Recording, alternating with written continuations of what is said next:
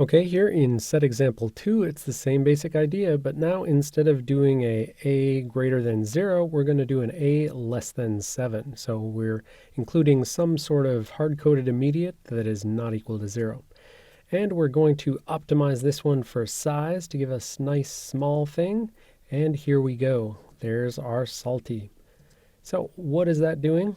So setIf less than immediate is just going to use an immediate for the comparison instead of a register. So take your source, do a less than check against the sign extended immediate 12, and treat it as a signed comparison. It's not salt IU, it's salt I, and so it's defaulting to signed comparison.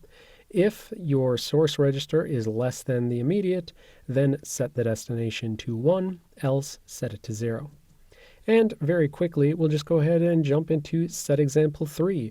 Exact same thing, except we're using an unsigned int, and what do you know, a salty U is generated.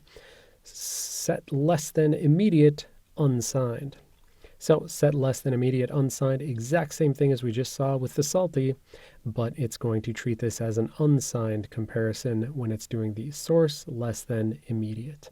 So in the grand tradition of RISC-V, we've got permutations aplenty, and we just picked up salty and salty U. Salty me? No, salty U. Salty and salty U, which are just like the salt and salt U. They're basically just permutations that use an immediate instead of a register. So read the code, make sure you understand what it's doing.